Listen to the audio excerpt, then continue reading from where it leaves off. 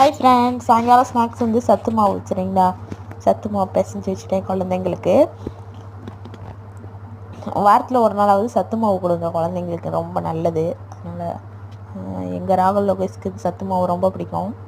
அதனால் சத்து மாவு உருண்டை பிடிச்சி வச்சுட்டேன். அப்புறம் சாயங்காலம் வந்து சாப்பிட்டுட்டு இருந்தாங்க. அப்புறம் வந்து பாத்திரம் நிறையா கிடந்துச்சு.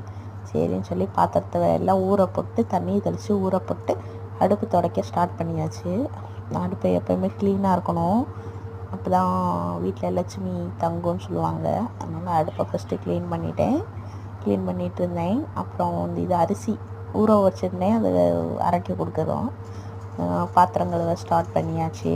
அப்படியே நல்லா தேய்ச்சி பாத்திரம்லாம் கழுவி முடித்தாச்சு. சிங்கை கழுவி விட்டுட்டேன், சரிங்களா?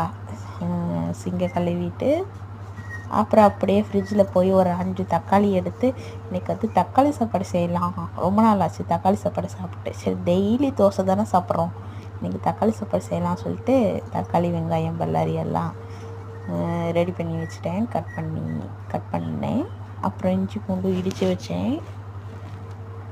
இஞ்சி பூண்டு இடித்து பட்டை சோம்பு கிராம்பு எல்லாம் போட்டு ஒரு பிரியாணி மாதிரி, ஆமாம், தக்காளி சாப்பாடுன்னு சொல்ல முடியாது, பிரியாணியும் சொல்ல முடியாது, இந்த மாதிரி வச்சேன். அந்த மாதிரி வைக்கலாம் அப்படின்னு சொல்லி ஐடியா பண்ணி குக்கர் வச்சு குக்கரில் எல்லாம் தாளிச்சு விட்டாச்சு. வெங்காயம் வெள்ளைப்பூண்டை எல்லாம் தாளிச்சு விட்டு விசில் போட்டு அரிசியும் போட்டு அடுப்பு ஸ்டார்ட் பண்ணியாச்சு, சரிங்களா? அப்படியே வெந்துட்டுருக்கு சாப்பாடு. அதுங்களே காய் வந்து பொரியல் வந்து அவரைக்காயும் கோவக்காயும் விசில் வந்துருச்சு. கோவக்காயில் உப்பு போட்டு மூடி வச்சு வேக வச்சு வறுவல் பண்ணியாச்சு. தக்காளி சாப்பாடு, இந்த பொரியல், சரிங்களா? வீடியோ பிடிச்சா லைக் பண்ணுங்கள். அப்புறம் துவைச்ச துணி நிறையா கண்டிச்சு அதெல்லாம் எடுத்து மடித்து வச்சுட்டு வீடை கூட்டிட்டு தொடச்சாச்சு. நல்லா வீடை சுத்தமாக தொடச்சாச்சு. ஏன்னா நாங்கள் நாளைக்கு மாலை போட போகிறோம் ஃபேமிலியோட 4 பேருமே, அதனால், சரிங்களா? அப்புறம் வந்து மாடம் விளக்கு ஏற்றியாச்சு.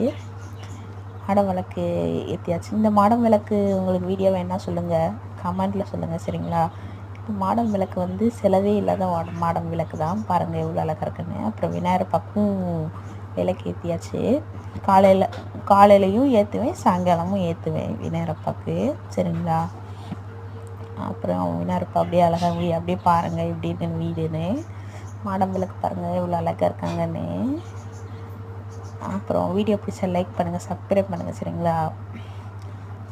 எல்லோரும் வாழ்க வளமுடன், எல்லோருக்கும் நல்லதே நடக்கும்.